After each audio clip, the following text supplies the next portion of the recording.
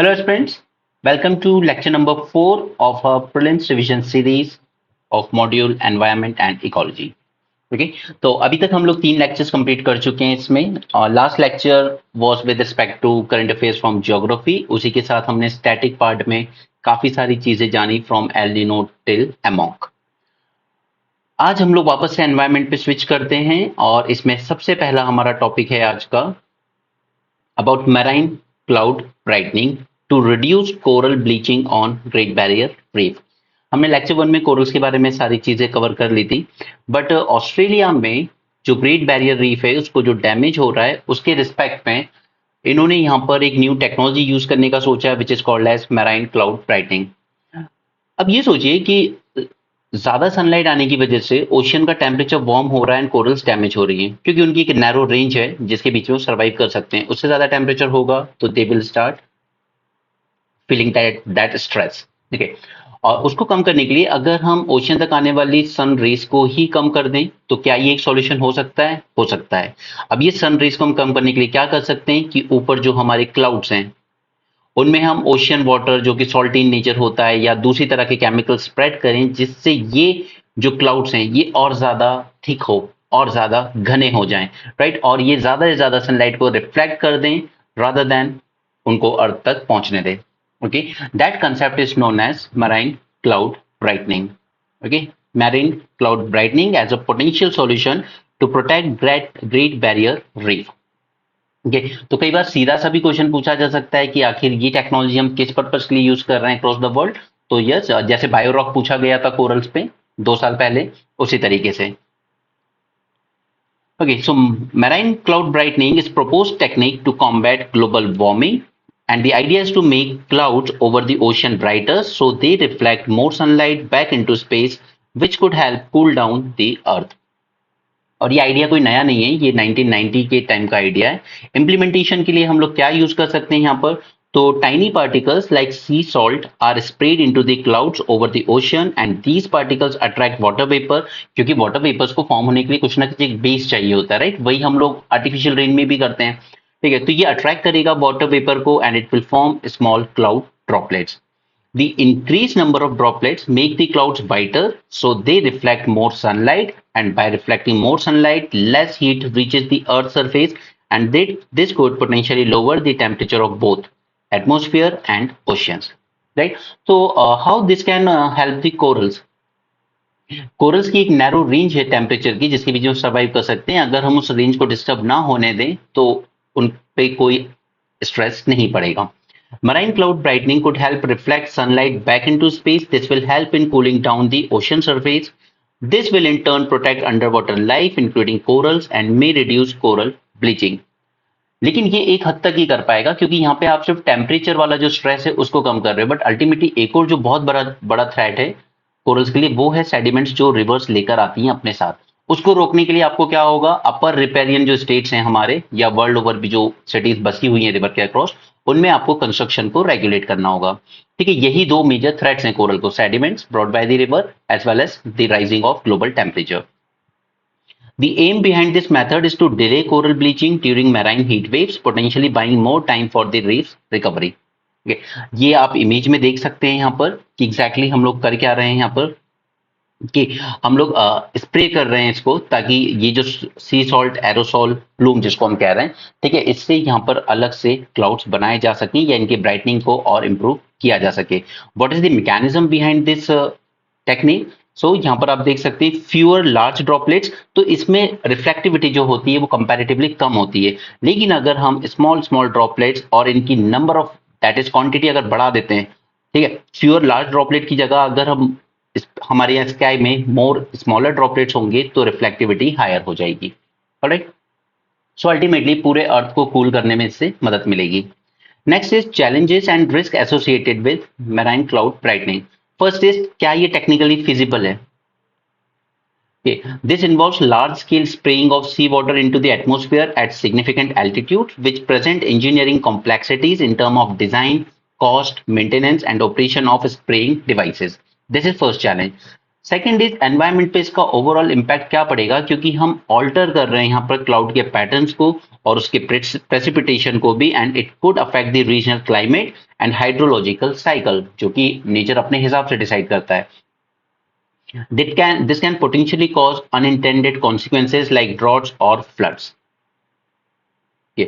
और अगर ये over the broad region use किया जाए, सपोज कि पूरे के पूरे इंडियन ओशन रीजन पे हमने यूज कर लिया, तो it will affect the circulation of the atmosphere, weather as well as precipitation. Ethical issues. Now there is a ethical dilemma about human intervention in the natural processes and governance and decision making process surrounding its implementation, and moral hazard. It may lead to complacency among policymakers and public, diminishing their commitment to reducing greenhouse gas emissions and adapting to climate change. फिर उनको लगेगा कि ठीक है, क्यों emission reduce करना है, ये सब करना है, हम लोग बाद में इस तरह की टेक्निक्स वगैरह यूज करके इसको चेंज कर लिया करेंगे. ठीक है, तो ये आपको और ज्यादा कॉम्प्लिसेंट बना देगा. Right, so this was our first article of the day, that is marine cloud brightening. इसके अलावा और भी जियो इंजीनियरिंग टेक्निक्स होती हैं. इस पे ऑलरेडी प्रीलिम्स में यूपीएससी आपसे क्वेश्चन पूछ चुका है कि विच 4 ऑप्शन दिए थे उसने, इन चारों में से कौन सी जियो इंजीनियरिंग टेक्निक्स के लिए क्वालिफाई करती है.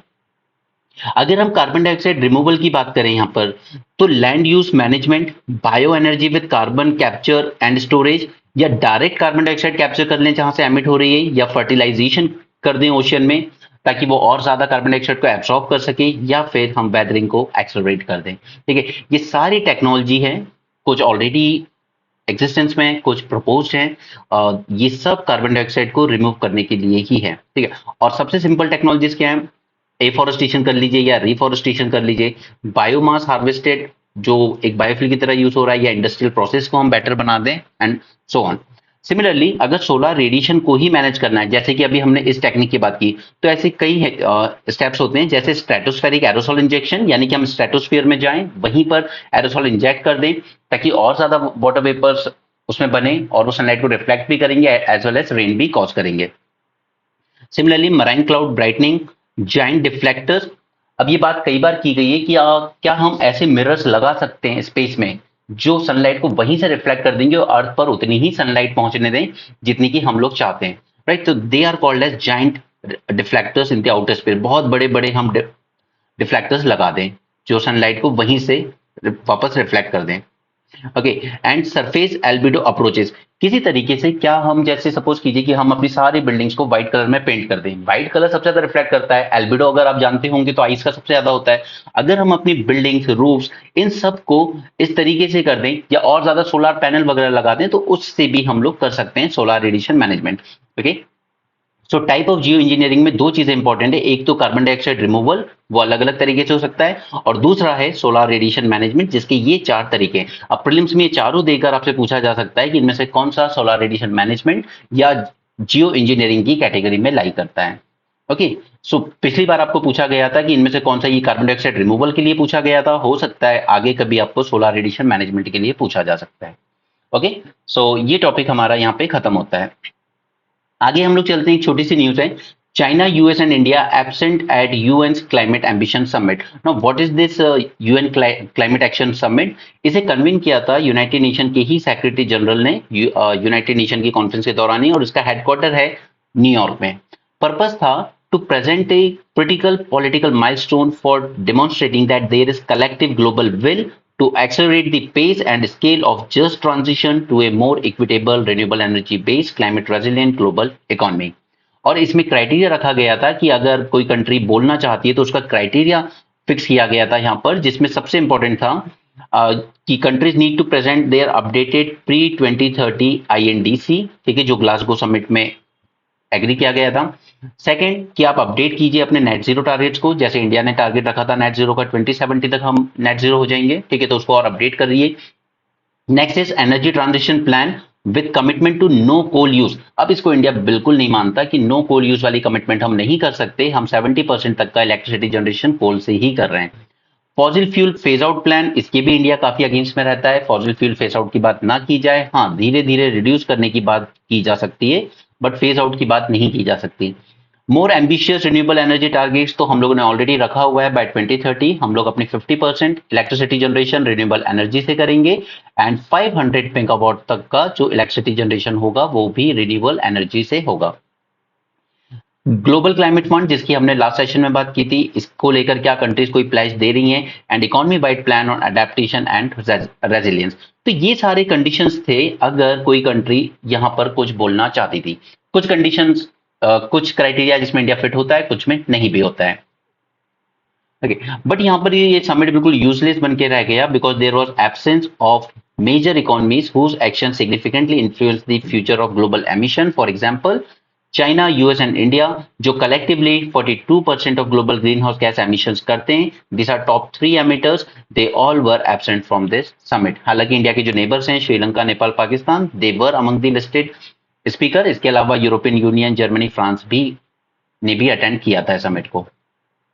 अब इंडिया ने लास्ट टाइम अपना आईएनडीसी जो था इसको अपडेट किया था इन 2022 और हमने 3 प्लेज थे जिनको हमने चेंज किया था। फर्स्ट इज कि हम लोग रिड्यूस करेंगे अपनी एमिशन इंटेंसिटी को बाय 45%, जबकि हमने पहले जब सबमिट किए थे पेरिस क्लाइमेट के टाइम पर, उस टाइम हमने कहा था हम 35% तक की एमिशन इंटेंसिटी अपना रिडक्शन करेंगे बाय 2030 2015 में एग्री किया था। ओके, तो इसको हमने और 10% इंक्रीज कर दिया अपने पहले अपडेशन। ठीक है, ये अपडेशन हमने किया 2022 में। इसके अलावा पहले हमने कमिट किया था पेरिस क्लाइमेट में कि हम 40% अपनी जो इलेक्ट्रिसिटी जनरेशन होगा वो renewable and non fossil fuel energy sources से लाएंगे। इस 40 को भी हमने अपडेट करके अब 50% कर दिया था। नेक्स्ट इज कि हमने कहा था दैट हम और ज्यादा फॉरेस्टेशन करेंगे, एडिशनल कार्बन सिंक बनाएंगे, उसको भी हमने थोड़ा सा अपडेट किया and we promise that we will create additional carbon sink of 2.5 to 3 billion tons of carbon dioxide equivalent through additional forest and tree cover by 2030। तो ये 3 थे जिनमें हमने अपडेशन किया था आउट ऑफ 5। अब साथ में देख भी लेते हैं एक बार कि हमारे पंच अमृत है क्या, जिन्हें मोदी जी ने पंच अमृत नाम दिया। फर्स्ट था हम नेट जीरो बन जाएंगे bye 2070, right? Reducing total projected carbon emission by 1 billion ton starting now till 2030. This was second. Third was जो ऊपर के 3 आपने अभी देखे, ठीक है। 50% तक का हम लोग एनर्जी रिक्वायरमेंट अपनी रिन्यूएबल एनर्जी से लाएंगे, कार्बन इंटेंसिटी को रिड्यूस करेंगे by 45% and non fossil energy capacity बढ़ाएंगे अप टू 500 गीगावाट्स। ओके, ये थे हमारे 5 major goals. Okay, so that was a short article. आगे हम लोग चलते हैं पंजाब फार्मर्स के बारे में। पूसा 44 क्यों गिव अप करना चाह रहे हैं ये लोग, करना क्या चाह रहे हैं, मतलब करना ही पड़ेगा। इसकी दो सबसे बड़े रीजन है। पहला कि यहाँ पर इसकी जो ओवरऑल ग्रोथ साइकिल है वो बहुत ज्यादा होती है, अराउंड 160 डेज ये लेता है पूरा सो होने से हार्वेस्ट होने तक। ठीक है, दूसरा रीजन है कि ये काफी ज्यादा वाटर कंज्यूम कर रहा है एंड जो ग्राउंड वाटर है वो और ज्यादा डिप्लीट होता जा रहा है इन दी पंजाब रीजन। अब ये 160 डेज है तो इससे प्रॉब्लम क्या है? प्रॉब्लम ये है कि इसके बाद बहुत ही कम टाइम बचता है इसकी हार्वेस्टिंग से लेके अगली जो वीट सोइंग करनी है उसके लिए। अब वो टाइम इतना कम बचता है, एटलीस्ट कम से कम 15 से 20 दिन का टाइम बचना चाहिए ताकि इसको जो पराली जो कहते हैं जिसको जलाते हैं फार्मर्स उसको प्रॉपरली हैंडल किया जा सके। बट क्योंकि टाइम कम है, वीट ग्रो करना है दोबारा, तो फिर उनका एक ही ऑप्शन होता है कि चलो जला दो एक ही बार में। लेकिन अगर इस 160 को हम लोग रिड्यूस करके 130 डेज के आसपास ले आए तो एक्स्ट्रा 30 डेज मिल जाएंगे फार्मर को to handle their crop residue, right. इसलिए इस पूसा 44 को गिव अप करना जरूरी है और इसके क्या ऑल्टरनेटिव्स हैं उनके बारे में भी जानेंगे। Punjab chief minister announce that state will ban the cultivation of Pusa 44 paddy variety from 2024। इसको थोड़ा बड़ा कर लेता हूं। ओके, पूसा 44 है क्या? It is a variety of paddy जिसे डेवलप किया गया था 1993 में by Indian council of agriculture research. फिर इसके बाद पंजाब में फार्मर्स ने इसको ग्रो करना शुरू किया। पहले पायलट बेसिस पे कुछ फार्मर्स ने ट्राई किया लेकिन काफी हाई ईल्ड निकल के आई पूसा 44 से, तो उनको लगा कि हाँ ये सही है, तो फिर इसकी जो ग्रो करने की फार्मर्स की जो इच्छा थी वो और ज्यादा बढ़ती चली गई एंड बाय एंड ऑफ 2010 करीब 70 to 80% of the area under paddy cultivation Punjab में पूसा 44 ग्रो करना शुरू कर दिया। बाय 2018 पंजाब गवर्नमेंट ने इसको रिड्यूस करना शुरू किया टू 18%, 70-80% में ग्रो होता था एरिया में, वो रिड्यूस होकर सिर्फ 18% पे आ गया। हालांकि वापस रिबाउंड कर गया 22% तक क्योंकि इसकी जो प्रोडक्टिविटी है, यील्ड, वो काफी ज्यादा थी। Now, what was the reasons जिसकी वजह से बैन किया गया है? First is extended maturity period. It takes about 160 days, which is much longer than other paddy varieties. Other varieties क्या उनकी अभी बात करेंगे. तो ये जो 35-40 डेज एक्स्ट्रा ले रहा है, इसको रिड्यूस करना जरूरी था. दूसरा, वाटर कंजर्वेशन, क्योंकि बहुत ज्यादा सीवियर ग्राउंड वाटर डिप्लीशन हो रहा है, specially in Punjab. And third and most important reason was stubble burning, क्योंकि इसको हार्वेस्ट किया जाता है right before the ideal time for wheat sowing, that is around November 1st. ठीक है, फार्मर को एटलीस्ट 20 से 25 डेज की जरूरत होती है ताकि वो जो स्टबल है उसको प्रॉपरली डिस्पोज कर सके after paddy harvesting to wheat sowing. इसके बीच में अगर 25 डेज का उसको टाइम मिल जाए तो वो इस स्टबल बर्निंग को बेटर तरीके से हैंडल कर सकता है. लेकिन इसकी जो लेट हार्वेस्ट होती है, इस वजह से it becomes very difficult to manage stubble through both in field as well as out of field method, और इस वजह से और ज्यादा इंसिडेंट देखने को मिलते हैं स्टबल बर्निंग के, और फिर उसका पूरा एनसीआर रीजन में पॉल्यूशन होता है. This Pusa variety produce about 2% more stubble compared to shorter varieties, which is significant concern when cultivated extensively. अब एक और प्रॉब्लम ये है कि ये स्टबल भी करीब ज्यादा प्रोड्यूस करता है as compare to other varieties. ठीक है, तो ये सारे रीजंस हैं जिस वजह से इसको बैन कर रही है Punjab government. So is there any better alternative for this? Yes, there is. इन लोगों ने क्या किया है कि क्रॉस ब्रीड करके इस पूसा 44 को एंड CB501 को, ये एक जापानिका राइस लाइन है, ठीक है, ये अर्ली मैच्योरिटी वाले जीन्स होते हैं इसमें, तो इन दोनों को मिलाकर इन्होंने बनाया है Pusa 2090. Okay, this is new rice variety. इसकी बात, इसमें ये उन सारे चैलेंजेस को एड्रेस करेगा. फर्स्ट है शॉर्टर मैच्योरेशन पीरियड, वो 160 डेज ले रहा है, ये हार्डली 125 डेज लेगा, ताकि फार्मर को एक्स्ट्रा टाइम दे देगा अपनी फील्ड को प्रॉपरली क्लियर करने का, और जो स्टबल बर्निंग के इंसिडेंट्स हैं वो और ज्यादा रिड्यूस हो जाएंगे. तो ये हमारे पहले चैलेंज को एड्रेस कर देता है. सेकेंड है higher yield. It maintains the high yield characteristics of Pusa 44, क्योंकि बना भी उसी से मिलके है, राइट, तो यील्ड भी उतनी ही हाई रहेगी. It has a strong culm, that is main stem, that makes it less prone to lodging, यानी बेंडिंग ओवर और falling due to heavy winds. इसका जो स्टेम है वो थोड़ा सा स्ट्रांग होता है. अगर ज्यादा कमजोर होगा, पतला होगा, तेज हवाएं चलेंगी तो गिर जाएगी, जैसे हम लोग कहते हैं ना, फसल गिर गई है, चपटी हो गई है पूरी. ठीक है, तो कम से कम ये लेस प्रोन रहेगा, स्ट्रांग है थोड़ा, तो हवाओं से उतना बैंड नहीं होगा. ठीक है, तो यील्ड भी मेंटेन करेगा, उसके साथ साथ कि यहाँ पर it will be less prone to logging. This is third benefit. दूसरा, water efficient. It result in water saving due to early maturing. अब आपको ऑलमोस्ट 30 डेज कम ले रहा है, तो वो आपको उतना वाटर भी कम यूज करेगा. With at least 5-6 fewer irrigation cycle required against the normal 29-30 for Pusa 44. अब देखिए पूसा 44 को कितनी बार आपको वाटर करना पड़ रहा है, 29 to 30 टाइम्स, जबकि इसको कितनी बार करना पड़ेगा, हार्डली 5-6 बार से कम एटलीस्ट. ठीक है, यहाँ 20-30 ले रहा है, तो वहां पे हार्डली 25-24 लेगा. ठीक है, तो at least it will save some amount of water.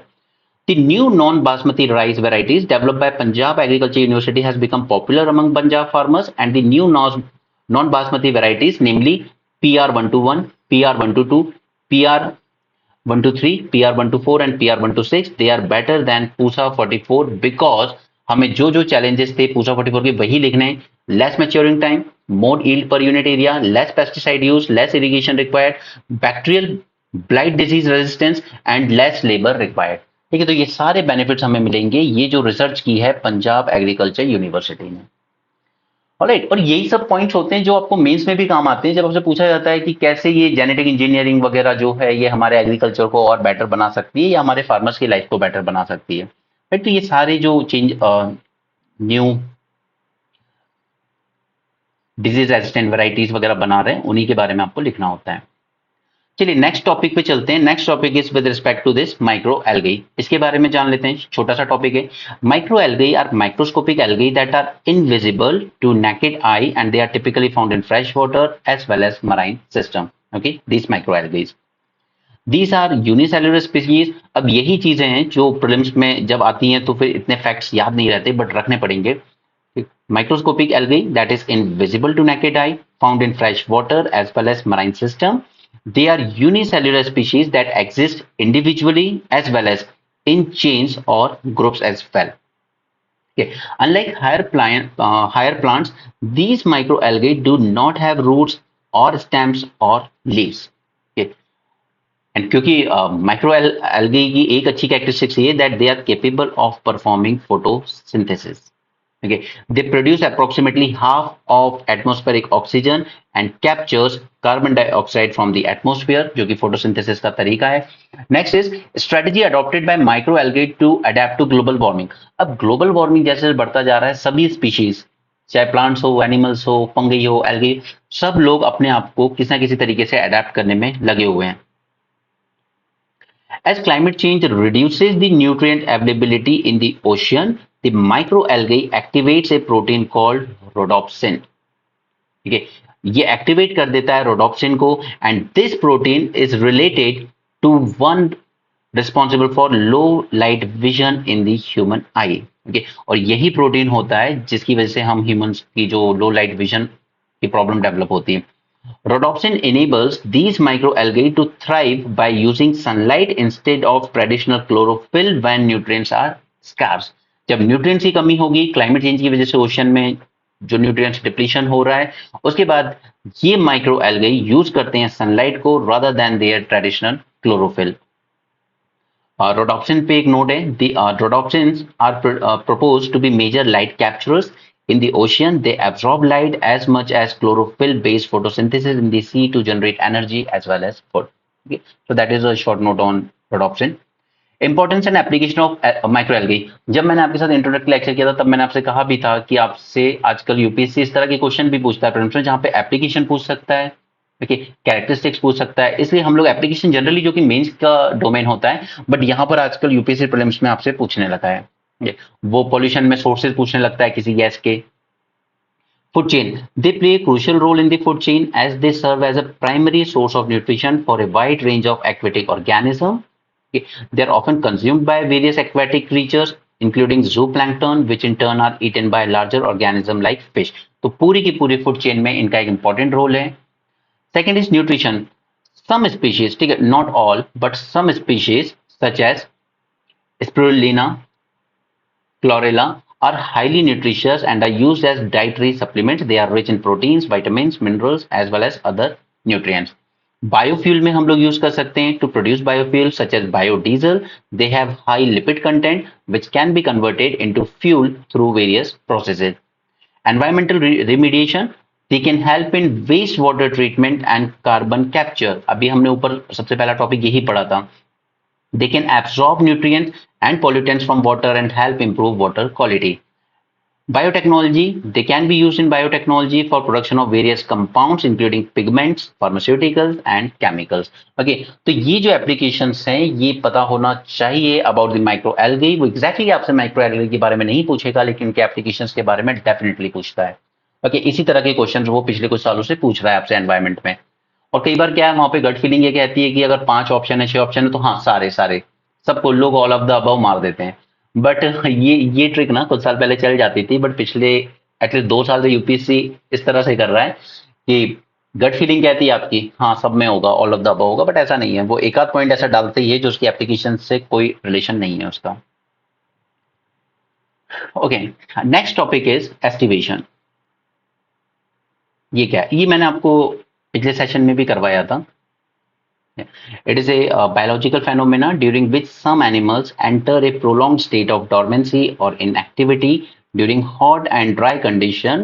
ये एक सर्वाइवल स्ट्रेटेजी होती है उनकी to conserve energy and water. अब जैसे विंटर्स आप कोल्ड एरियाज में जाएंगे तो वहां पर जो एनिमल्स इस तरह की एक्टिविटी परफॉर्म करते हैं उनको हम लोग क्या कहते हैं, हाइबरनेशन में चले गए, राइट. उसी तरीके से अगर यही एक्टिविटी परफॉर्म की जा रही है during hot and dry conditions तो उसे कहा जाता है एस्टिवेशन. मैंने तीनों में आपको डिफरेंस बताया था लेक्चर नंबर 1 में.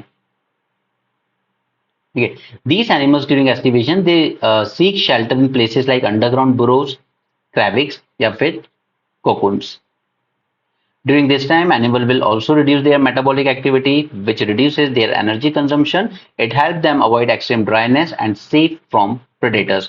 एग्जाम्पल्स कुछ एनिमल्स की, क्योंकि यूपीएससी इस तरह की बहुत पूछ रहा है आजकल, जैसे नॉक्टर्नल पूछा उसने 2023 में.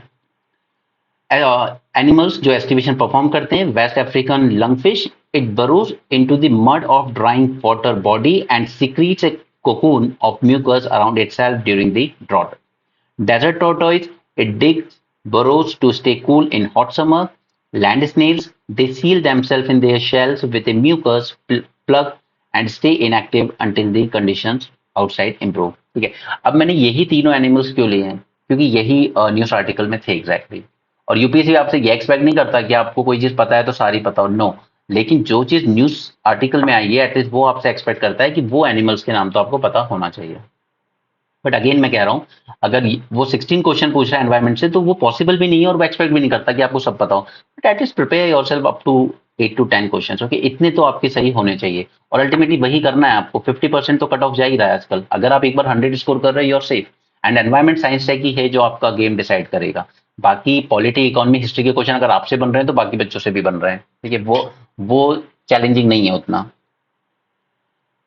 चलिए आगे चलते हैं। नैनो डैप, ये इफको ने लॉन्च किया है। अब इंडिया में अभी सबसे बड़ी प्रॉब्लम क्या है? इंडिया में सबसे बड़ी प्रॉब्लम ये है कि हमारे यहाँ पर फर्टिलाइजर का बहुत ज्यादा ओवर यूज हो रहा है, ठीक है। हम लोग बहुत ज्यादा फर्टिलाइजर यूज कर रहे हैं, उस वजह से कई बार हमारे प्रोडक्ट्स रिजेक्ट भी होके आ जाते हैं, एक्सपोर्ट करते हैं तब। और दूसरा कि इसकी वजह से हमारा जो सॉइल है वो भी पॉल्यूट हो रही है, और यही केमिकल्स रन ऑफ होकर रिवर में जाते हैं और अल्टीमेटली हमारी रिवर भी पॉल्यूट होती है। फिर वो eutrophication and all those scenarios. तो नैनो टैप के बारे में जानते हैं। फर्स्ट थिंग इज कि ये इसमें हमने नैनो टेक्नोलॉजी यूज की है। ये मैं बार बार इसलिए एम्फेसाइज करता हूं ताकि आप समझ सकें कि क्वेश्चन जब आएगा कि अगर हम बायोटेक्नोलॉजी का यूज कर सकते हैं, नैनो टेक्नोलॉजी का यूज कर सकते हैं, ठीक है, तो आपको हर एक अलग अलग डोमेन से एग्जाम्पल देने होंगे। जैसे एग्रीकल्चर में हो गया, राइट, बायोटेक्नोलॉजी का जैसे हमने पूसा 44 में कर लिया। So nano DAP agri input developed by IFCO. It has 8% nitrogen and 16% phosphorus compared to 18% nitrogen and 46% phosphorus contained in conventional granular bag. अब जो आप यूरिया का बैग लाते हो उसमें आपको मिले होते हैं 18% नाइट्रोजन एंड 46% फॉस्फोरस, ठीक है, ऑलरेडी बहुत हाई कंटेंट है। तो इसको कम कर दिया गया है यहाँ पे सिर्फ 8% नाइट्रोजन की क्वांटिटी है एंड 16% फॉस्फोरस की, ताकि हमारे पास अल्टीमेटली क्या है, फॉस्फोरस के लिए हम पूरी तरह से इम्पोर्ट डिपेंडेंट है, हमारे पास सोर्स ही नहीं है उसके, ठीक है। कंपैरिजन करें अगर हम कन्वेंशनल से, तो अगर यहाँ पे आप एक 500 मिलीलीटर की बोतल लेते हो नैन डैप की, तो it is equal to 50 KG bag of regular DAP. और कॉस्ट वाइज भी अगर आप देखोगे तो अभी जो आप लोग डैप की बोरी देखते हो वो 1350 रुपीज की आती है विद सब्सिडी, आफ्टर सब्सिडी, यानी कि अगर आप ये मानिए कि बिना बिना सब्सिडी के तो ये 2100 रुपीज तक जाती है, ठीक है, बिना सब्सिडी के। लेकिन नैनो डैप बिना सब्सिडी के भी जस्ट 600 रुपीज का पड़ेगा। तो फार्मर की कॉस्ट पड़ेगी, बचेगी, कॉस्ट बचेगी, यानी कि उसकी इनपुट कॉस्ट रिड्यूस होगी, इनपुट कॉस्ट रिड्यूस होगी तो अल्टीमेटली उसको प्रॉफिट ज्यादा मिलेगा जब उसकी फसल सेल होगी, राइट। सिर्फ एक 500 मिलीलीटर की बॉटल आपके लिए वो काम कर सकती है जो 50 केजी का बैग कर रहा है रेगुलर टैप का। पेटेंट एंड रॉयल्टी, तो यहाँ पे इफको ने इस पे पेटेंट लिया है 20 इयर्स का for nano urea as well as nano DAP, entitling them to receive a 20% royalty for global usage of these products। अब इसको आप रिलेट कर लीजिएगा कि कैसे हम लोग लीडरशिप ले सकते हैं। तो अफ्रीकन कंट्रीज, आसियान कंट्रीज, या जितनी भी कंट्रीज हैं इनमें हम लोग इसको और एक्सपोर्ट भी कर सकते हैं, और पेटेंट हमारे पास है ही। ग्लोबल में जहां भी सेल होगी 20% रॉयल्टी मिलती रहेगी। Benefit of nano DAP, nutrient use efficiency is more than 90% under optimum field condition. जो वो बोरी जब यूज की जाती है दैट बैग, उसमें काफी सारा वेस्ट चला जाता है, या आप ऐसे स्प्रे करते रहते हो फील्ड में, वो काफी रन ऑफ हो जाता है, एब्जॉर्ब नहीं कर पाता। लेकिन इसकी nutrient use efficiency is more than 90%। It enhances the crop growth and quality. It is cheaper than conventional DAP and economical for farmers. It reduces pollution of soil and water due to excessive use of phosphatic fertilizers. ठीक है, क्योंकि उस पे हमने देखा ना कि वहां पे कितना ज्यादा यूज हो रहा है, 46% फॉस्फोरस, राइट, और यहाँ पे कितना यूज हो रहा है, जस्ट 16%। ठीक है, हमारी सॉइल को भी डैमेज होने से बचाएगा। Reduce production cost and increase output will boost annual income of Indian farmers and it is eco friendly as nano DAP will be minimally contaminate the land. IFFCO की बात करें तो it was found in 1967, headquarter in New Delhi में, and it is one of India's biggest cooperative societies which is wholly owned by Indian cooperatives and is a multi state cooperative society. ठीक है, तो और हम लोग बात भी हमेशा करते हैं कि हमें अपने कोऑपरेटिव्स को ज्यादा बूस्ट करना है। Alright, so that was fourth article of the day. आगे चलते हैं about United nation forum on forest.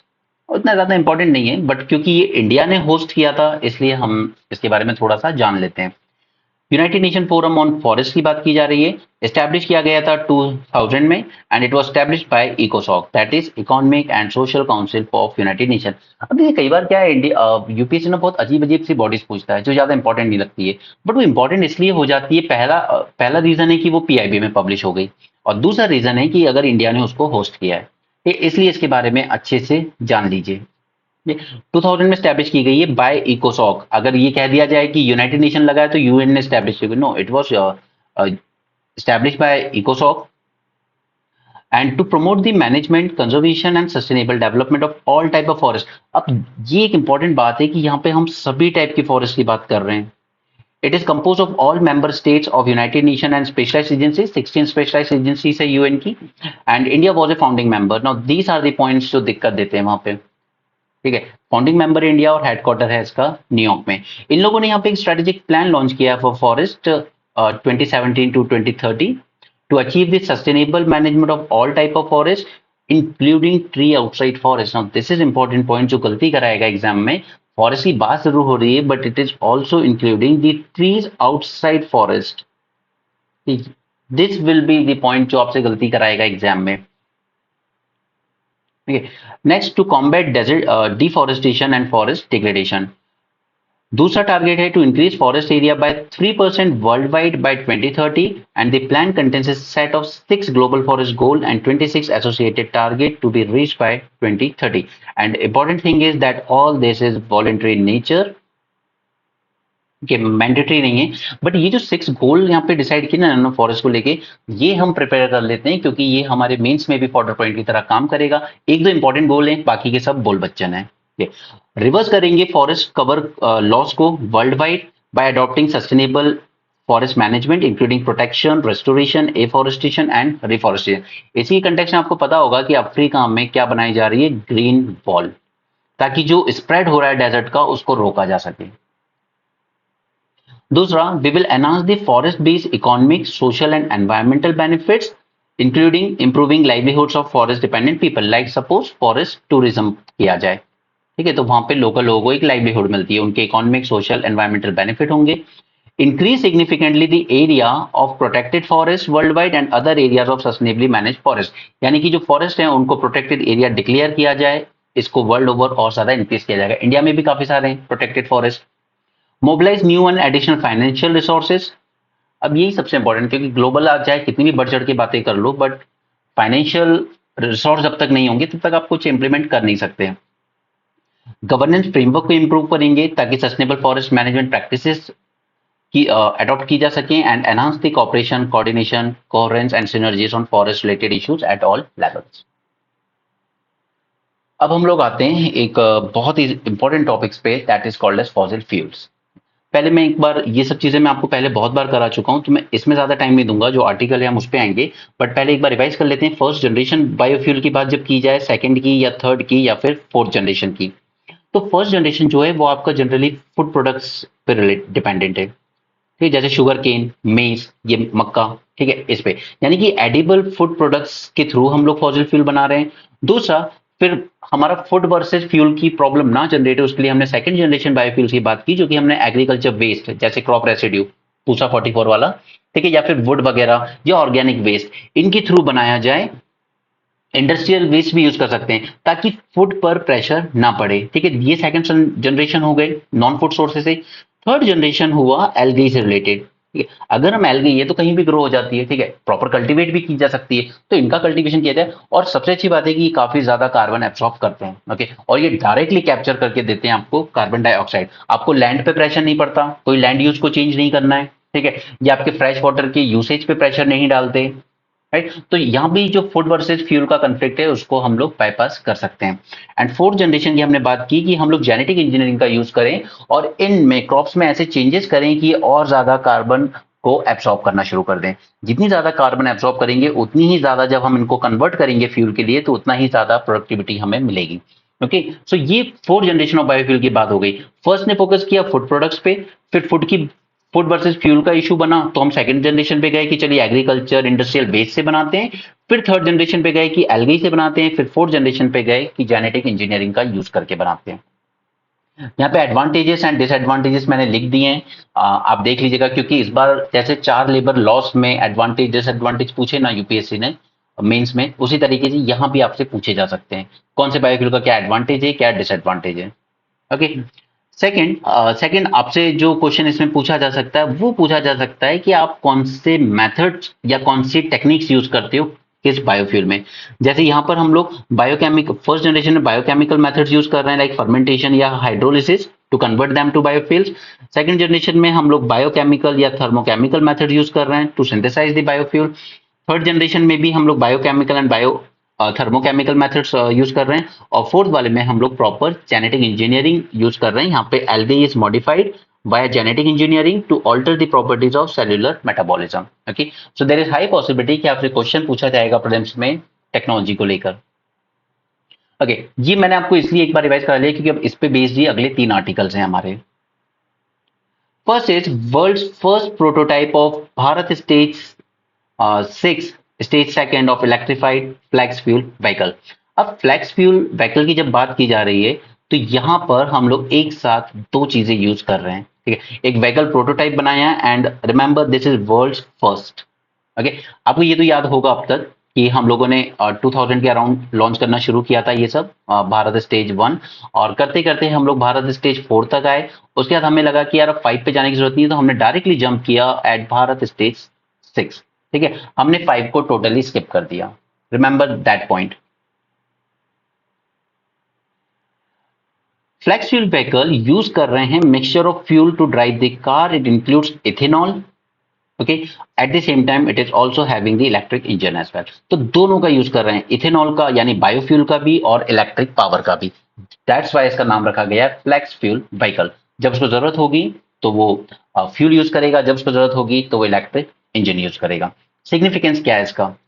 First is electrified flex fuel vehicle has both a flexi fuel engine and an electric power train. It gives ability to provide dual benefit of higher ethanol use and much higher fuel efficiency as in the case of a strong hybrid electric vehicle. Second, it uses minimal advanced chemistry batteries so it guard against the geopolitical risk। क्योंकि हमारे साथ अभी problem क्या है electric vehicle में कि हमें lithium ion batteries जो है ये पूरी तरीके से इंपोर्ट करनी पड़ रही है, 100% इंपोर्ट कर रहे हैं हम लोग। और हम लोग लिथियम माइंस लेके सोच रहे हैं कि हम लोग इससे रॉ मटेरियल ले आएंगे लिथियम और फिर अपनी बैटरीज खुद बना लेंगे इंडिया में, ठीक है। बट ये लिथियम माइन भी हम लोग अर्जेंटीना जैसी कंट्रीज में ले रहे हैं, ठीक है, या अफ्रीकन कंट्रीज में ले लेंगे कल को, काबिल बनाया गया है ना हमारा इसी काम के लिए। बट इसमें फिर भी जियोपॉलिटिकल रिस्क तो है ही ना, कल को अगर इनका सप्लाई बंद हो गया तो ये इस रिस्क को कम कर देगा हमारा, क्योंकि यहां पर बहुत ही मिनिमल यूज हो रहा है केमिस्ट्री बैटरीज का, ओके, ताकि हमें बैटरी या बैटरी के रॉ मटेरियल की इतनी दिक्कत नहीं होगी। इथेनॉल ब्लेंडिंग का स्टेटस क्या है इंडिया के लिए? तो इसमें काफी अच्छी प्रोग्रेस कर रहा है इनफैक्ट इंडिया। अभी फिलहाल India imports 85% of its oil, के ऑलमोस्ट 16 लाख करोड़ का बिल होता है हर साल। By introducing ethanol blends with higher level of fossil fuel, government aims to cut this dependency on imports and ethanol blending हमारे यहाँ increase हुई है over 8 times जब से मोदी सरकार आई है। It increased from just 1.53% in 2014 to around 11.5% as of March 2023। और अब हमने अपना टारगेट क्या रखा है कि हमें अचीव करनी है 20% की ब्लेंडिंग पैन इंडिया लेवल पर बाय 2025, और ये सेव करेगा एनुअली हमारे 35,000 करोड़ का इंपोर्ट बिल, ठीक। और हम लोग 20% कर रहे हैं, but at the same time जब मैंने आपको इंडिया ब्राजील या ब्रिक्स समिट के बारे में पढ़ाया था तब भी मैंने कहा था कि इसमें ब्राजील बहुत आगे है, ठीक है। वो करीब 40% इथेनॉल ब्लेंडिंग करता है अपने यहाँ पर, ठीक है, पैन कंट्री। तो हम लोग ये ऐसे इश्यूज है जिनमें हम लोग कोलैबोरेट कर सकते हैं, ठीक है, ब्रिक्स समिट में, कि हम लोग बायोफ्यूल्स के प्रोडक्शन पे कोलैबोरेट कर सकते हैं। BS6 नॉर्म्स के बारे में एक बार देख लेते हैं। वैसे ऑलरेडी आपको पता ही होगा, these are laid down by government to regulate output of air pollutants, ठीक है। जितने ज्यादा अच्छे नॉर्म्स उतना कम पॉल्यूशन व्हीकल एमिट करेगा, ठीक है। Output of air pollutants from internal combustion engine and spark ignition engine equipment including motor vehicle. India ने अडॉप्ट करना शुरू किए थे BS नॉर्म्स, ये यूरोपियन स्टैंडर्ड के लाइन पर ही हमने इशू करना शुरू किए थे, और हमने अडॉप्ट किए since 2000 model on European union norms. First emission norms को नाम दिया गया था इंडिया 2000 इंट्रोड्यूस किया गया ईयर 2000 में। फिर हमने BS2 BS3 इंट्रोड्यूस किए 2005 एंड 10 में। फिर BS4 नॉर्म्स आए इफेक्ट में 2017 में। इसने एमिशन स्टैंडर्ड्स को और ज्यादा स्ट्रिक्ट बना दिया। ये रेगुलेट करते हैं जो व्हीकल्स में पाइप होती है ना पोल्यूटेंट्स को एग्जॉस्ट करने की, ठीक है, उसमें पार्टिकुलेट मैटर या सल्फर के ऑक्साइड्स, नाइट्रोजन के oxides, carbon monoxide, hydrocarbon, methane, जितने ज्यादा टाइट नॉर्म्स होंगे उतना ही ज्यादा इन सारे पॉल्यूटेंट्स का एमिशन कम हो जाएगा। इनको सेट किया जाता है इनके स्टैंडर्ड्स और टाइमलाइन को by central pollution control board, जो आता है ministry of environment, forest and climate change के अंडर में। देन इन अप्रैल 2020 इंडिया ने लीप फ्रॉग किया from Bharat stage 4 to Bharat stage 6 and यहां पर central government has mandated that vehicle makers must manufacture, sell and register only BS6 vehicles from April 1, 2020. Okay, but remember it is applicable for car, truck, buses, three-wheelers and two-wheelers, but they does not apply to off-highway equipment and vehicles like tractors, backhoe loaders, excavators, etc. इन पर apply नहीं होते हैं BS6 norms, right. Fuel के respect में ही एक और news थी, Indian oil launches high speed car racing fuel storm x. इसको नाम दिया गया रेफरेंस फ्यूल। अब ये रेफरेंस फ्यूल क्या होते हैं इसके बारे में जान लेते हैं। इसी पर मैं आपको एक क्विज भी दिखाऊंगा। Reference fuel are highly specialized fuels. They are used for testing vehicles by original equipment manufacturer. ठीक है, या फिर वो इंस्टीट्यूशंस जो इन गाड़ियों की टेस्टिंग करते हैं, सर्टिफिकेशन करते हैं। क्योंकि देखिए फ्यूल, कोई भी फ्यूल प्योर नहीं है पूरी तरीके से, तो आपको एक ऐसा स्टैंडर्ड फ्यूल बनाना होगा जिसकी प्रॉपर्टीज एकदम परफेक्ट हो और उसी फ्यूल के साथ वर्ल्ड ओवर सारे व्हीकल्स को टेस्ट किया जाए ताकि एग्जैक्टली पता चले कि कौन सा व्हीकल कितना अच्छा है। ठीक है, अगर आप अलग अलग कंट्रीज में अलग अलग तरह की फ्यूल से टेस्ट करने लगोगे व्हीकल को तो आप एक स्टैंडर्ड सेट नहीं कर सकते, राइट। तो इसी तरीके से एक स्पेशलाइज्ड फ्यूल बनाया जाता है जिसको कहा जाता है रेफरेंस फ्यूल, जो यूज किया जाता है फॉर टेस्टिंग दी व्हीकल्स। हमारे यहाँ पर इंडियन ऑयल कॉर्पोरेशन ने इंडिजिनियसली डेवलप करना शुरू किया इसको अपने यहाँ पर, ठीक है। ये पेट्रोल ग्रेड भी बनाया गया और डीजल ग्रेड भी बनाया गया। इसके अलावा reference gasoline that is petrol fuels, these will be available in E0, E5, E10, E20, E85, E100 and जो रेफरेंस डीजल होगा, ठीक है, दिस वाज पेट्रोल, वो अवेलेबल होगा B7 ग्रेड में। ये सब क्या है ये अभी समझ में आ जाएगा। All this E0 to E100 they refer to different ethanol gasoline blending. Ethanol blending is the process of mixing ethanol with gasoline to create various ethanol gasoline blends. ठीक है, जितना परसेंट आप इथेनॉल यूज कर रहे हो, blend कर रहे हो, उसी के नाम पे E0, E5 नाम रखे जाते हैं, ठीक है। उसके अलावा डीजल में जब B7 की हम बात कर रहे हैं, यानी कि यहाँ पर ऐड किए गए बायो कंपोनेंट्स अप टू 7%। इसके रिस्पेक्ट में काफी सारे टर्म्स हैं जो मैं आपको अभी अगले पेज पे समझाऊंगा, ठीक है। तो रेफरेंस फ्यूल के बारे में अभी तक हमने क्या जान लिया, they have higher specifications than regular और प्रीमियम फ्यूल्स। यहां पर इसके वेरियस स्पेसिफिकेशंस जो होते हैं उनमें ये सब चीजें आएंगी, cetane number, flash point, viscosity, sulphur, water content, hydrogen purity, acid number, etcetera.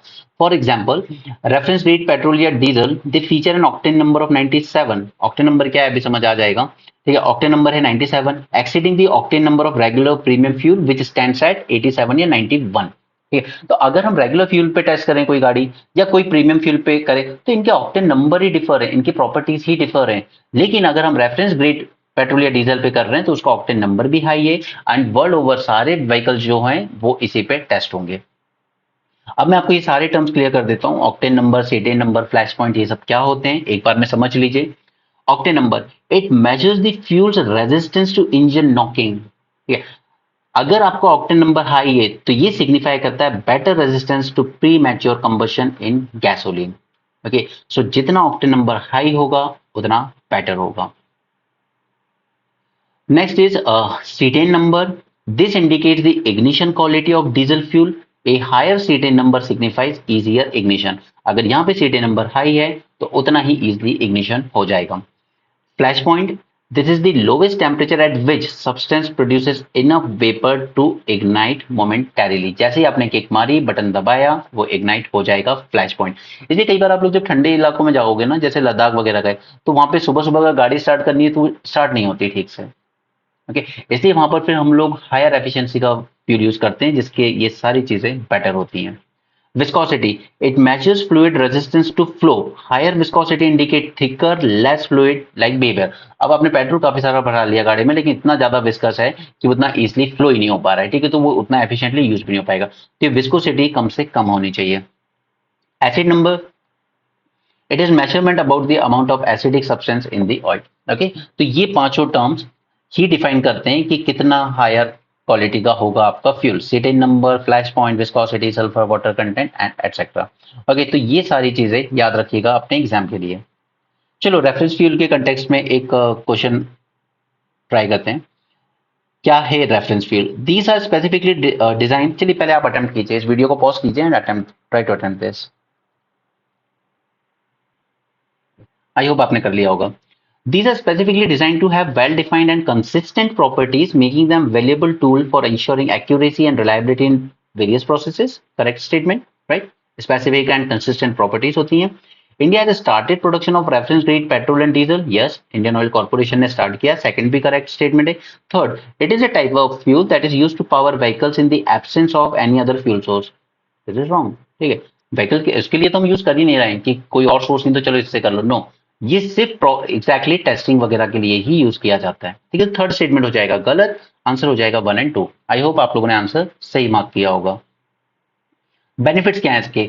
सबसे पहला तो सेल्फ रिलायंस, हमने डोमेस्टिकली प्रोड्यूस करना शुरू कर दिया। India has historically dependent on imports to fulfil the need to reference fuel. Now it has been produced indigenously, this will reduce dependency on imports of reference fuel. Second is higher octane number है इसका, that is 97 compared to regular petrol 87, premium 91। ठीक है, cost advantage, तो regular petrol and diesel cost around 90 to 96%, 96 पर litre, while imported reference fuel is priced at 800 to 850। तो अगर हम इसको डोमेस्टिकली प्रोड्यूस करते हैं तो it will lower the cost to about 450 rupees per litre. ठीक है, तो रेफरेंस फ्यूल जो हमें 800 to 850 पड़ रहा था वो अब पड़ेगा जस्ट 450। ऑलराइट, अगले टॉपिक पे चलते हैं। That is, government announces mandatory blending of CNG and PNG। तो compressed biogas क्या है? Biogas, first thing is it is produced naturally through process of anaerobic decomposition। ठीक है, वेस्ट से या बायोमास सोर्सेस, एग्रीकल्चर वेस्ट वगैरह से। जैसे गुजरात में प्रॉपर उन्होंने पंप, पेट्रोल पंप ही बना दिया है इसका, सी मतलब पेट्रोल पंप जैसा बना दिया है फॉर दिस CBG। ओके, उसके अलावा ना, जब नेचुरली ये प्रोड्यूस होती है agriculture residue, cattle dung, solid municipal waste से, after purification it is compressed and called as compressed biogas. ठीक है, बायोगैस तो आप जानते हो आजकल, आजकल क्या, शायद हम लोग छोटे थे तब से गांव में ऐसे प्लांट बना लिए जाते थे, गोबर से बनता था गाय के, ओके, कैटल डंग से। फिर उसको आफ्टर प्योरिफिकेशन कंप्रेस किया जाता है into compressed biogas.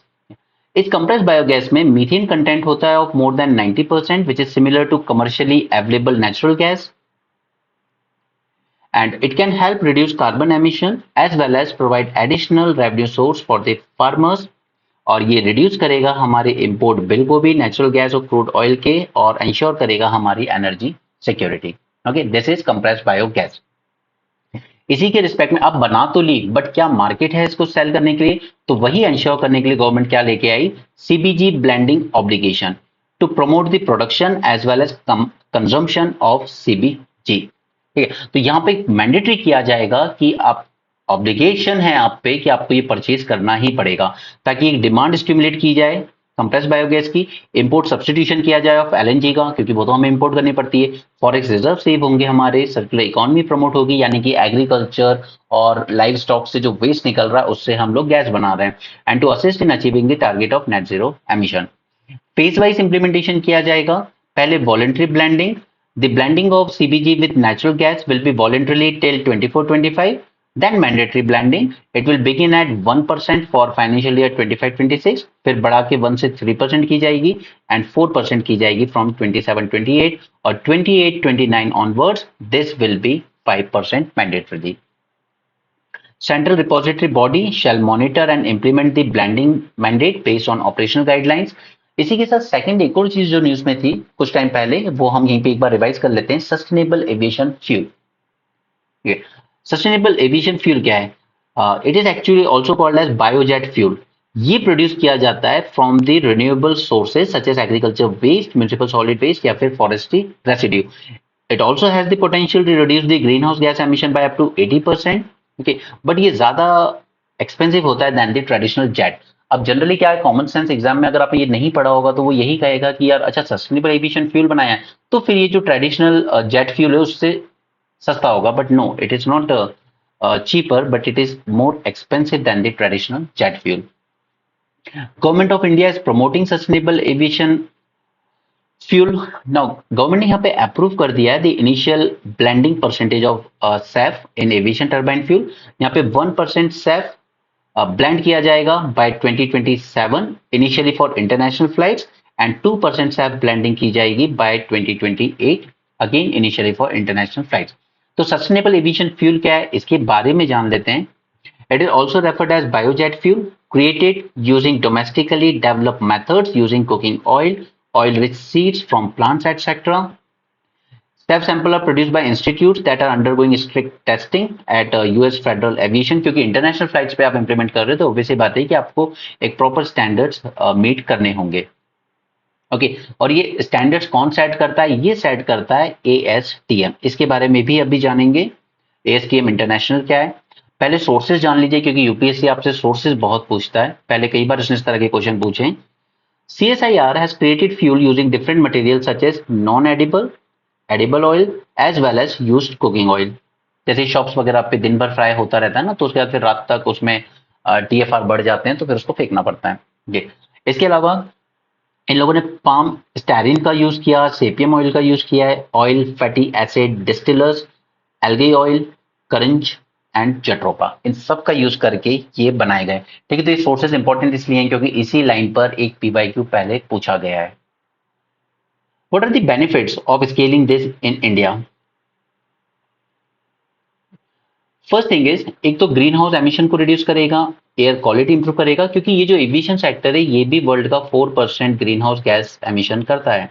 It will enhance the energy security, it will create jobs in renewable energy sector and it will promote sustainable development.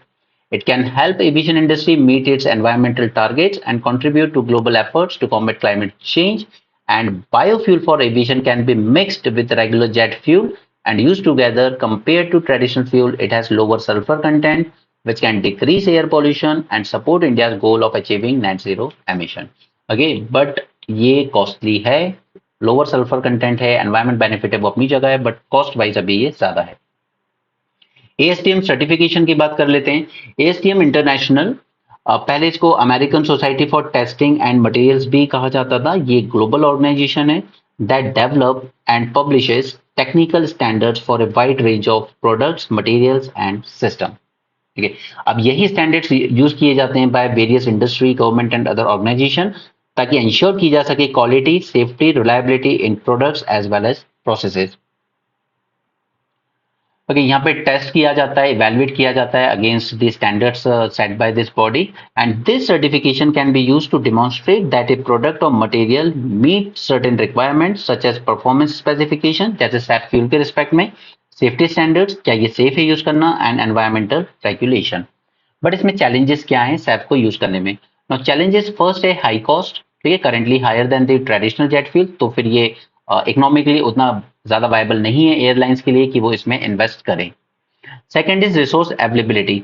There is limited infrastructure for its production itself, और production के बाद फिर storage and distribution is another issue. Third is feedstock availability.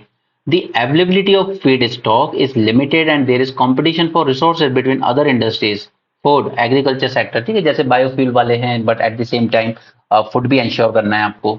जैसे अभी हमने हमारे यहाँ से बैन कर दिया था शुगर के एक्सपोर्ट को क्योंकि हमारे यहाँ वो जो इसके बायो प्रोडक्ट्स वगैरह निकलते हैं वो हमें अपनी खुद की बायोफ्यूल इंडस्ट्रीज में यूज करना था. उसी तरह से हमने बायोफ्यूल में इतना मेज यूज किया कि हम लोग एक्सपोर्टर हुआ करते थे मेज के, बट इस साल हम लोग इंपोर्टर बन गए उल्टा.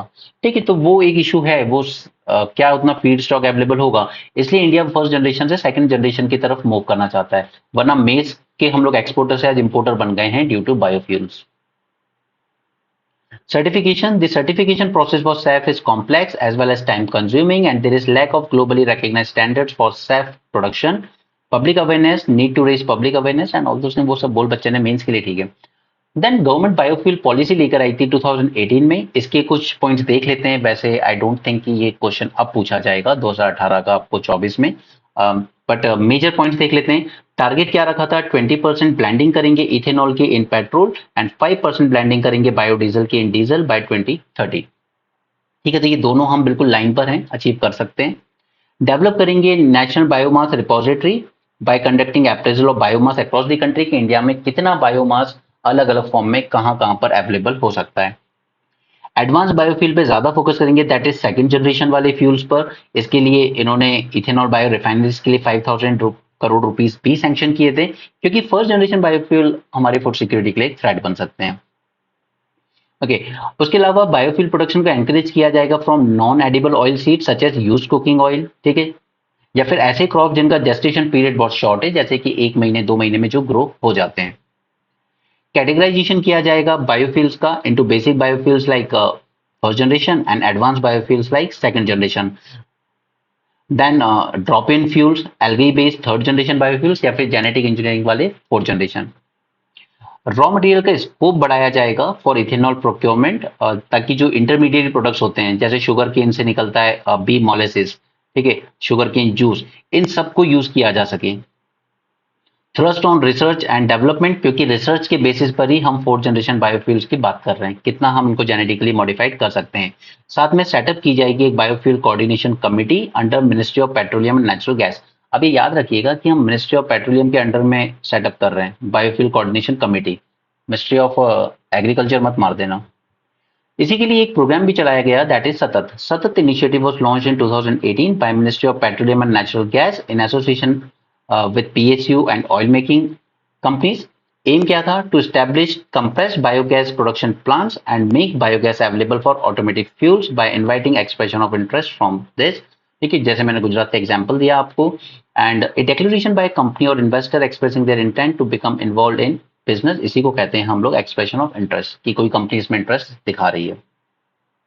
हाउ बीज can monitor pollution for us, ठीक है।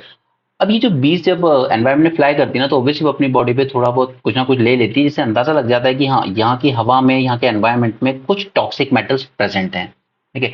और उसी तरीके से वो एंटी माइक्रोबियल रेजिस्टेंस की जो सिम्टम्स हैं उनको भी अब कैप्चर कर लेती है। इसलिए हम इस बीज को यूज कर रहे हैं to monitor all sort of pollution. Bees can track contamination and antimicrobial resistance. Antimicrobial resistance अपने आप में एक बहुत बड़ा टॉपिक है, उस पर हमने मेंस 450 प्लस में सेशन ऑलरेडी किया हुआ है।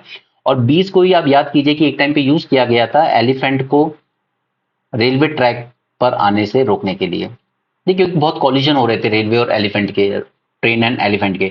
इन कॉलिजन को रोकने के लिए भी हमने बीज को यूज किया था, क्योंकि इनकी जो आवाजें होती है ना, वो इन एलिफेंट्स के ईयर को चुभती है, तो वो लोग वहां से दूर हट जाते हैं। तो हमने ऐसे बी बॉक्सेस रेलवे ट्रैक के साइड में लगाए थे, स्पेशली नॉर्थ ईस्टर्न रीजन।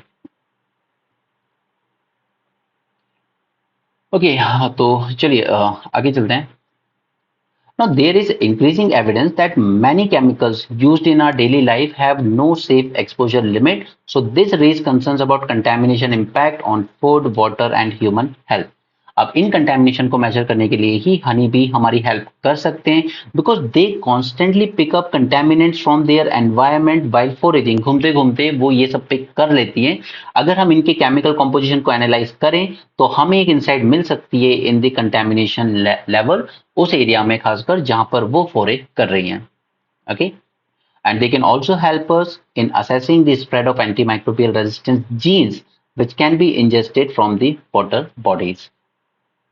इसके लेकर कई स्टडीज की गई हैं और वहां पे उन्होंने बिल्कुल ये पाया कि हाँ, हनी बीज हमारी हेल्प कर सकती है इसमें। जैसे एक केस था नोमिया में, इन लोगों ने आसपास इनके निकल स्मेल्टर प्लांट्स हुआ करते थे, तो उन्होंने ये वो पाया कि bees near these smelter showed elevated levels of metals associated with it, providing a sensitive marker of smelter contamination. Sydney study, वहां भी एक स्टडी की गई, use to map trace metals and identify factors contributing to metal pollution, antimicrobial resistance. They can help us study spread of AMR genes in Sydney. इसके अलावा हमने इनको लेकर ही एक स्वीट रेवोल्यूशन भी लॉन्च किया था, this was an ambitious initiative of government of India to promote the apiculture, ठीक है, इसको स्वीट रेवोल्यूशन हमने नाम दिया था। लॉन्च किया गया था 2016 में by Khadi and village industries, जो कि मिनिस्ट्री ऑफ एमएसएमई के अंडर में आती है। And along its line honey mission भी लॉन्च किया गया फिर 2017 में। बी कीपिंग की बात करें तो ये एक एग्रो बेस्ड एक्टिविटीज ही है। मोस्टली लैंडलेस फार्मर्स या जो छोटे स्मॉल फार्मर्स हैं वो इसको यूज करते हैं as a part of integrated farming system, क्योंकि वैसे भी हनी की इतनी डिमांड है इंडिया में कि प्योर हनी फिर भी नहीं मिलता। हम इसको कितना भी प्रमोट कर लें उसके बाद भी मिलावट के साथ ही आता है। इसके अलावा हनी बीज का और क्या यूज है, तो पॉलिनेशन में यूज करते हैं, फार्मर की इनकम बढ़ाने में, and high value bee hive products like honey, bee wax, bee pollen etcetera. World bee day मनाया जाता है 20 मई को। National bee keeping and honey mission लेकर आए थे हम लोग। बस इतना याद रखिएगा कि it was a central sector scheme, यानी 100% जो फंडिंग थी वो सेंट्रल गवर्नमेंट दे रही थी। Just a second. Okay, it was a central sector scheme and part of आत्मनिर्भर भारत स्कीम, जो हम लोग लेकर आए थे उस टाइम पर, कोविड के टाइम पर। And it was implemented by national bee board under ministry of agriculture. Okay, तो यहां से अब आगे चलते हैं, नेशनल बी बोर्ड के बारे में थोड़ा सा जान लेते हैं। It is registered as a society. Just a second.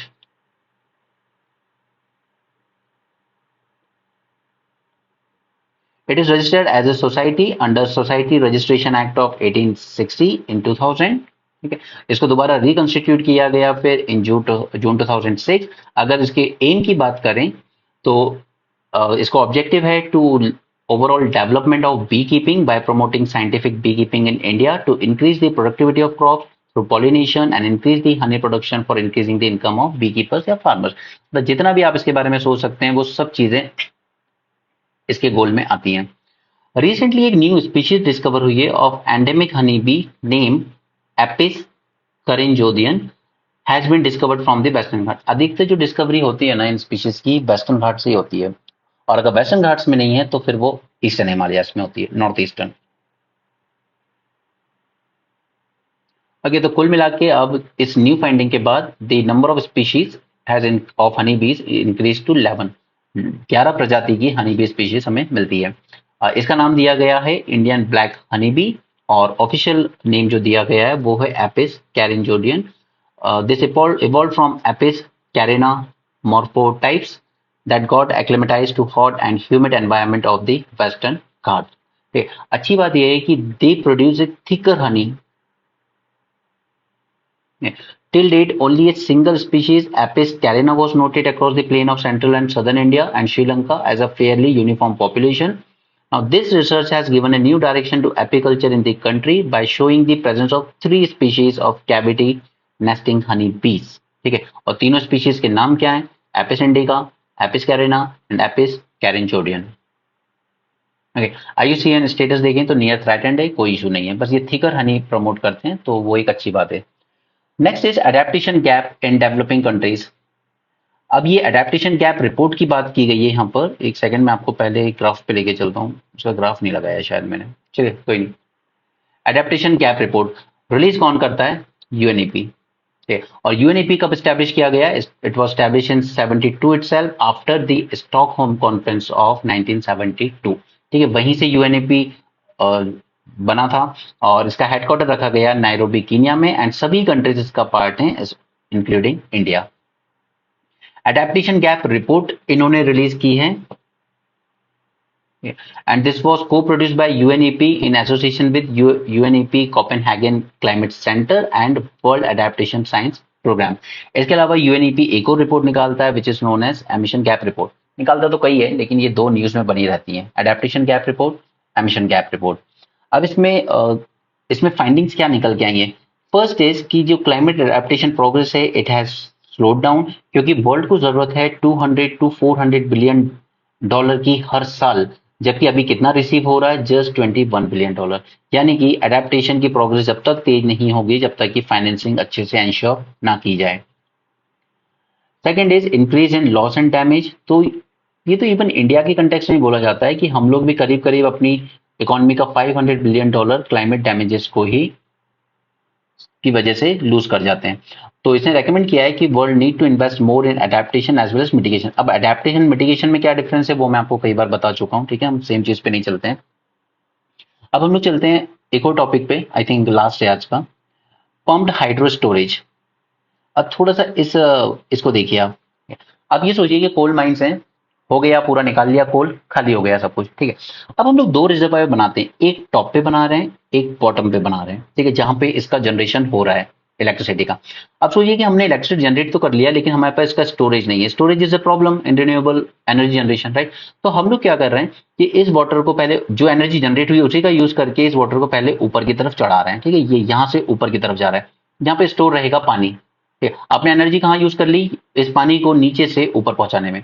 अब इसके बाद जब एनर्जी की डिमांड बढ़ेगी, ग्रिड में और इलेक्ट्रिसिटी जनरेट होगी, जरूरत होगी, तब इसी वाटर को रिलीज करेंगे और यहाँ जाके फिर से टरबाइन घूमेगा, और यहाँ पे हमारा और इलेक्ट्रिसिटी जनरेशन होगा। यानी कि जैसे कि वो कहावत है ना कि बेकार आदमी कुछ किया कर, कपड़े उधेड़ के फिर से सिलाकर, ठीक है। वही कहानी है यहाँ पर कि हमारे पास स्टोरेज की कमी थी, तो हमने क्या किया, जो इलेक्ट्रिसिटी हमने प्रोड्यूस कर ली थी उसकी अभी रिक्वायरमेंट नहीं है कहीं भी, तो हमने उसी इलेक्ट्रिसिटी का यूज करके वाटर को ऊपर पंप किया, ठीक है। लेकिन एक अश्योर्ड सप्लाई बना लिया कि हाँ, कल को ये वाटर रखा है, बस को रिलीज करने की देर है, और ये टरबाइन दोबारा घूमेगा और इलेक्ट्रिसिटी जनरेट करके दे देगा जब डिमांड होगी नीचे इलेक्ट्रिसिटी की। ओके, तो इसे कहा जाता है pumped hydro storage. Alright, it is a type of hydropower energy storage system used for grid energy storage. It is a form of clean energy storage that is ideal for electricity grids reliant on solar and wind power. ये technology absorb करती है surplus energy को at times of low demand and release it when the demand is high. Working mechanism क्या है? तो first, pumped hydropower storage uses the force of gravity to generate electricity using water that been previously pumped from a lower source to an upper reservoir. पहले पानी को ऊपर भेजा था, ठीक है, इलेक्ट्रिसिटी यूज करके, उसके बाद इसको अब ग्रेविटी की इन्फ्लुएंस में वापस नीचे ला रहे हैं, इलेक्ट्रिसिटी जनरेट करके दोबारा देगा। This water is pumped to higher reservoir at times of low demand. At times of high demand, water is then released to drive a turbine in powerhouse and supply electricity to the grid. Now, why government is planning to develop pump storage projects in decoaled mines? Decoaled mines यानी कि जो mine अब पूरी तरीके से exhaust हो चुकी हैं, बस ऐसे गड्ढा बन गया है बहुत गहरा, ठीक है, तालाब जैसा, और कुछ नहीं, उसमें से कोल आपने पूरा हमने निकाल लिया है। क्योंकि इनको मैनेज करना भी अपने आप में एक चैलेंज है इन माइंस को।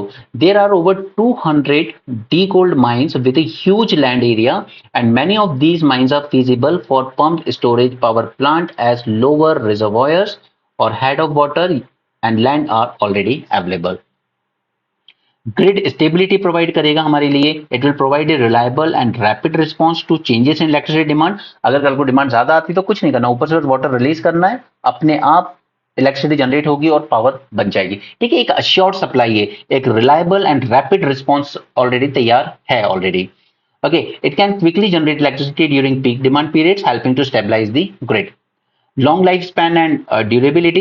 The pumped storage facilities typically have long lifespan and are built to withstand frequent cycling between pumping and generating models, and this make them durable as well as reliable asset. Water को भी effectively manage करेगा। It will ensure responsible use and minimising environmental impact. क्योंकि आप suppose कीजिए कि ऊपर जो ये बनाया गया है, अगर इसका पानी आपने कहीं और डाइवर्ट कर दिया तो नहीं कर सकते, आपको रिस्पॉन्सिबल रहना होगा, क्योंकि यही पानी की जरूरत आपको कल पड़नी है डेफिनेटली पीक डिमांड के टाइम पर। Integration of renewable energy. Pumped storage help integrate renewable energy sources into grid by compensating their intermittency. Greenhouse gases emission reduce होंगे। ओके, बस एक दो टॉपिक और बचे हैं, बट वन पेज के टॉपिक है, nothing new. Notification issued for green credit program and ecomark scheme under LiFE initiative to promote sustainability lifestyle. Green credit program की बात करते हैं, ठीक है, ये सब हमने पहले भी बात की है. It is a market based mechanism जो इंसेंटिवाइज कर रहा है वॉलंटरली एनवायरमेंटल एक्शंस को by stakeholders like individual communities जो भी हों. Programme focus on two activities mainly. First is water conservation and afforestation. अगर आप ये दोनों काम करते हो तो you can earn green credit certificates and then आप इन सर्टिफिकेट्स को ट्रेड कर सकते हो, कोई खरीद सकता है, बेच सकता है on the trading platform. To obtain these green credits, individuals and entities must register their actions through government website. फिर एडमिनिस्ट्रेटर वेरीफाई करेगा इन एक्टिविटीज को और ग्रांट कर देगा आपको ग्रीन क्रेडिट सर्टिफिकेट. इम्प्लीमेंट कौन कर रहा है इस पूरे को? तो Indian council of forestry research and education. World will overshoot 2030 coal limit to tame warming by twice over. अब यहाँ पे प्रोडक्शन गैप रिपोर्ट रिलीज की गई है by UNEP in association with Stockholm environment institute and climate analytics. First time ये launch की गई थी report, production gap report in 2019। ये ट्रैक करता है discrepancy between government plan fossil fuel and actually global production level को। ठीक है, तो अगर आप इस इमेज को देखें तो हमें इतने कट करने की जरूरत है अगर हम 1.5 तक आना चाहते हैं पेरिस गोल, और 2 पे अगर रखना चाहते हो तो यहां तक। लेकिन गवर्नमेंट की अभी जो पॉलिसीज चल रही है वर्ल्ड ओवर, वो इस पूरे एमिशन को ले जाएंगी यहां तक। ठीक है, आपने अभी तक जो टारगेट सेट किए हैं, जिस तरह की पॉलिसीज वर्ल्ड ले रहा है, वो इसको यहां पे हम लोग स्टैंड कर रहे हैं। हमें इसको और कट करके लाना है यहां तक, एटलीस्ट 2 डिग्री पे रह जाए, या फिर यहां तक लाना है 1.5 डिग्री पे रहने के लिए। Okay, this report analyzed emissions trend of 20 major fossil fuel producing countries. One among them is India. इतना फॉसिल फ्यूल प्रोडक्शन हो रहा है अभी, ठीक है, और इसको हमें थोड़ा सा कट करके नीचे लाना है अगर हम पेरिस के टारगेट्स को मीट करना चाहते हैं तो। Next is environmental DNA, a novel method to detect all life forms in an ecosystem. अब एनवायरमेंटल डीएनए इससे रिलेटेड एक क्वेश्चन पहले भी आया था यूपीएससी में 2023 में, वो क्वेश्चन भी मैं आपको दिखाऊंगा। This refers to genetic material that organism shed into their environment. जैसे स्नेक का आपको पता होगा, वो अपनी स्किन होती है जो ऊपर की, उसको शेड कर देता है, राइट? उसी को फिर यूज करके एनालाइज किया जा सकता है, एनवायरमेंट से कलेक्ट करके उसकी स्किन जो छोड़ देता है उसको आप कलेक्ट कीजिए, उसका एनालाइज कीजिए, और आपको उसके डीएनए के बारे में कुछ आइडिया लगा सकते हैं। ठीक है, it refers to genetic material that organism shed in their environment. या फिर कोई पक्षी है, उसका बॉडी का कोई पार्ट टूट के गिर गया, जैसे छिपकली की पूंछ, ओके, इस टाइप की चीजें। Sorry sorry sorry, just a second, कुछ गड़बड़ हो गई है। ओके, अब ये हमें कहीं भी मिल सकता है, सॉइल में मिल सकता है, वाटर में मिल सकता है, एयर में मिल सकता है। ठीक है, उनकी शेड स्किन सेल्स हो, म्यूकस हो, यूरिन, फेसेस, हेयर, और any organic material release by organism in their surrounding. So this eDNA, environment DNA, could be a powerful tool in environmental monitoring and biodiversity studies. It allows scientists to detect the presence of organisms without directly observing them. अब ये question देखिए 2023 के prelim से, aerial मेटाजेनोमिक्स क्या था? तो इसका answer था collecting DNA samples from the air in the habitat one को।